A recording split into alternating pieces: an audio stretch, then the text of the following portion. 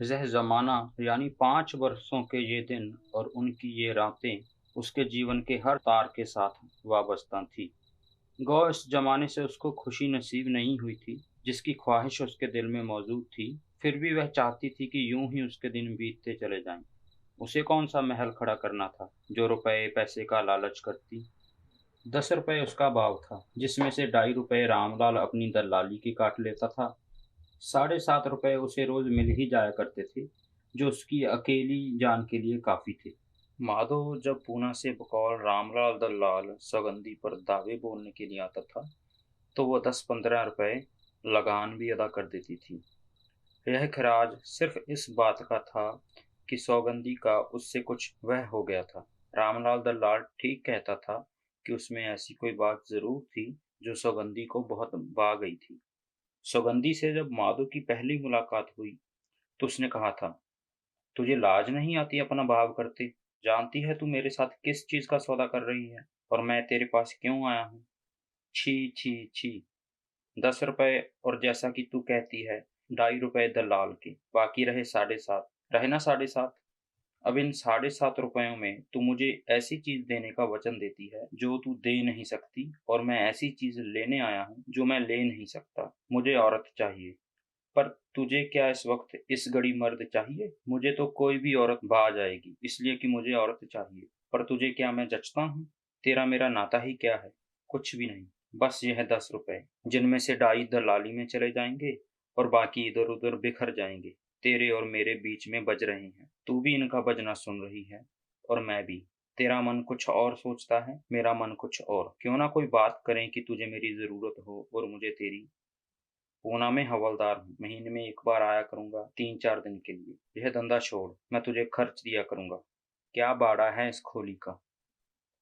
माधव ने और भी बहुत कुछ कहा था, जिसका असर सौगंधी पर इस कदर ज्यादा हुआ था कि वह चंद लम्हात के लिए खुद को हवलदारनी समझने लगी थी।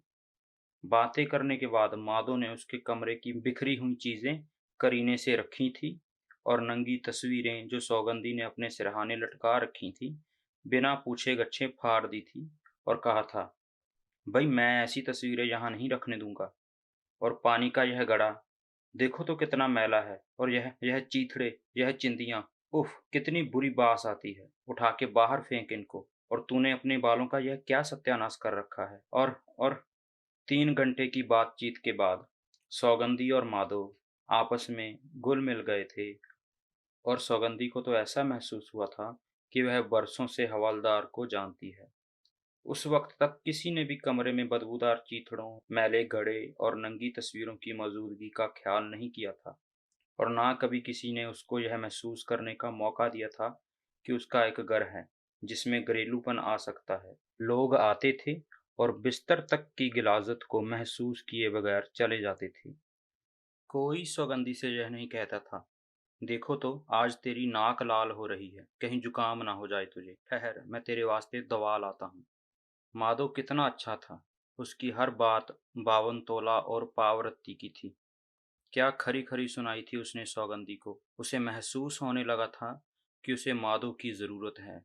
चुनांचे उन दोनों में संबंध हो गया था। महीने में एक बार माधव पूना से आता था, और वापस जाते हुए हमेशा सौगंधी से कहा करता था, देख सौगंधी, अगर तूने फिर से अपना धंधा शुरू किया तो बस तेरी मेरी टूट जाएगी। अगर तूने एक बार भी किसी मर्द को अपने यहाँ ठहराया तो चुटिया से पकड़कर बाहर निकाल दूंगा। देख, इस महीने का खर्च मैं तुझे पूना पहुँचते ही मनी ऑर्डर कर दूंगा। हाँ, क्या बाड़ा है इस खोली का? ना माधव ने कभी पूना से खर्च भेजा था, और ना सौगंधी ने अपना धंधा बंद किया था। दोनों अच्छी तरह जानते थे कि क्या हो रहा है। ना सौगंधी ने कभी माधव से यह कहा था, तू यह क्या टर टर किया करता है, एक फूटी कौड़ी भी दी है तूने? और ना माधव ने कभी सौगंधी से पूछा था, यह माल तेरे पास कहाँ से आता है, जबकि मैं तुझे कुछ देता ही नहीं। दोनों झूठे थे। दोनों एक मुल माँ की हुई जिंदगी बसर कर रहे थे। लेकिन सौगंधी खुश थी। जिसको असली सोना ना मिले, वह मूल माँ किए हुए गहनों पर ही राजी हो जाया करता है।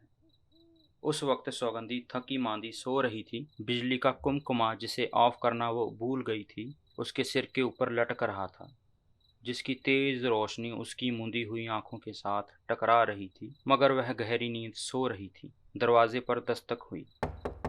रात के 2 बजे यह कौन आया? सौगंधी के ख्वाब आलूद कानों में दस्तक की आवाज बिन बिनाहट बनकर पहुंची। दरवाजा जब जोर से खटखटाया गया तो वह चौंक कर उठ बैठी। दो मिली-जुली शराबों और दांतों की रेखों में फंसे हुए मछली के रेजों ने उसके मुंह के अंदर ऐसा लुआब पैदा कर दिया था जो बेहद कसैला और लेसदार था। धोती के पल्लू से उसने यह बदबूदार लुआब साफ किया और आंखें मलने लगी। पलंग पर वह अकेली थी। झुककर उसने पलंग के नीचे देखा।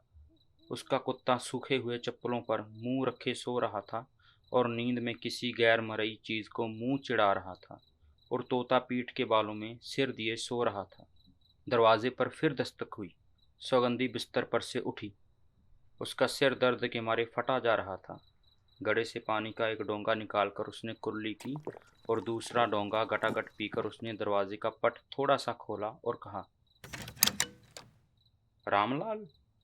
रामलाल, जो बाहर दस्तक देते देते थक गया था, बिन्ना कर कहने लगा, तुझे सांप सूंघ गया था या क्या हो गया था? एक क्लॉक से बाहर खड़ा दरवाजा खटखटा रहा हूँ, कहाँ मर गई थी? फिर आवाज दबाकर उसने हौले से कहा, अंदर कोई है तो नहीं? जब सौगंधी ने कहा नहीं, तो रामलाल की आवाज फिर ऊंची हो गई, तो दरवाजा क्यों नहीं खोलती? भाई हद हो गई, क्या नींद पाई है? यूं एक एक शोकरी उतारने में दो दो घंटे सिर खपाना पड़े तो मैं अपना धंधा कर चुका। अब तू मेरा मुंह क्या देख रही है? झटपट यह धोती उतार कर वह फूलों वाली साड़ी पहन, पाउडर वाउडर लगा और चल मेरे साथ। बाहर मोटर में एक सेठ बैठे तेरा इंतजार कर रहे हैं। चल चल एक कदम जल्दी कर। सौगंधी आराम कुर्सी पर बैठ गई और रामलाल आईने के सामने अपने बालों में कंघा करने लगा। सौगंधी ने तिपाई की तरफ अपना हाथ बढ़ाया और बाम की शीशी उठाकर उसका ढक्कन खोलते हुए कहा, रामलाल, आज मेरा जी अच्छा नहीं। रामलाल ने कंघी दीवार गिर पर रख दी और मुड़कर कहा, तो पहले ही कह दिया होता। सौगंधी ने माथे और कनपट्टियों पर बाम मलते हुए रामलाल की गलतफहमी दूर की। वह बात नहीं रामलाल, ऐसे ही मेरा जी अच्छा नहीं। बहुत पी गई। रामलाल के मुंह में पानी भर आया। थोड़ी बची हो तो ला, जरा हम भी मुंह का मजा ठीक कर लें। सौगंधी ने बाम की शीशी तिपाई पर रख दी और कहा, बचाई होती तो यह मुआ सिर में दर्द ही क्यों होता? देख रामलाल, वह जो बाहर मोटर में बैठा है, तू उसे अंदर ही ले आ। रामलाल ने जवाब दिया, नहीं भाई, वह अंदर नहीं आ सकते। जेंटलमैन आदमी है। वह तो मोटर को गली के बाहर खड़ी करते हुए भी घबराते थे। तू कपड़े वपड़े पहन ले और ज़रा गली की नुक्कड़ तक चल, सब ठीक हो जाएगा। 7.5 रुपए का सौदा सौगंधी इस हालत में, जबकि उसके सिर में शिद्दत से दर्द हो रहा था, कभी कबूल न करती। मगर उसे रुपयों की सख्त ज़रूरत थी। उसके साथ वाली खोली में एक मद्रासी औरत रहती थी जिसका खाविंद मोटर के नीचे आकर मर गया था। इस औरत को अपनी जवान लड़की समेत वतन जाना था। इसके पास चूंकि किराया ही नहीं था, इसलिए वह बेबसी की हालत में पड़ी हुई थी। सौगंधी ने कल ही उसको डारस दी थी और उससे कहा था, बहन तू चिंता ना कर, मेरा मर्द पूना से आने ही वाला है। मैं उससे कुछ रुपए लेकर तेरे जाने का बंदोबस्त कर दूंगी। माधो पूना से आने वाला था, मगर रुपयों का बंदोबस्त तो सौगंधी ही को करना था। चुनाचे वह उठी और जल्दी जल्दी कपड़े तब्दील करने लगी। 5 मिनटों में उसने धोती उतार कर फूलों वाली साड़ी पहनी और गालों पर सुर्ख पाउडर लगाकर तैयार हो गई। घड़े के ठंडे पानी का एक और डोंगा पिया और रामलाल के साथ होली। गली, जो कि छोटे शहरों के बाजारों से भी कुछ बड़ी थी, बिल्कुल खामोश थी। गैस के वह लैंप जो खंभों पर जड़े हुए थे, पहले के मुकाबले बहुत धुंधली रोशनी दे रहे थे। जंग के कारण उनके शीशों को गंदला कर दिया गया था। उस अंधी रोशनी में गली के आखिरी सिरे पर एक मोटर नजर आ रही थी। कमजोर रोशनी में उस स्याह रंग की मोटर का साया और रात के पिछले पहर की भेदों भरी खामोशी, सौगंधी को ऐसा लगा कि उसके सिर का दर्द फजा पर भी छा गया है। एक कसैलापन उसे हवा के अंदर भी महसूस हुआ, जैसे बरांडी और बेवड़ा की बास से हवा भी बोझल हो रही हो। आगे बढ़कर रामलाल ने मोटर के अंदर बैठे हुए आदमियों से कुछ कहा। इतने में सौगंधी मोटर के पास पहुंच गई। रामलाल ने एक तरफ हटकर फिर कहा, लीजिए, वह आ गई।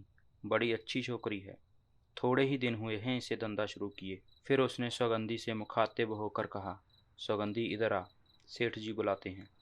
सौगंधी साड़ी का एक किनारा अपनी उंगली पर लपेटती हुई आगे बढ़ी और मोटर के दरवाजे के पास खड़ी हो गई। सेठ साहब ने बैटरी उसके चेहरे के पास रोशन की। एक लम्हे के लिए उस रोशनी ने सौगंधी की खुमार आलूद आंखों में चकाचौंध पैदा, फिर बटन दबने की आवाज़ पैदा हुई और रोशनी बुझ गई। साथ ही सेठ के मुंह से निकली। फिर एकदम मोटर का इंजन फड़फड़ाया और मोटर यह जा वह जा। सौगंधी कुछ सोचने भी न पाई थी। उसकी आंखों में अभी तक बैटरी की तेज रोशनी घुसी हुई थी। वह ठीक तरह से सेठ का चेहरा भी न देख सकी थी। आखिर यह क्या हुआ? इस ऊह का क्या मतलब था? ऊह जो अभी तक उसके कानों में बिनबना रही थी। क्या? क्या? उसे रामलाल दलाल की आवाज़ सुनाई दी। पसंद नहीं किया तुझे? अच्छा भाई, मैं चलता हूँ। 2 घंटे मुफ्त में ही बर्बाद किए।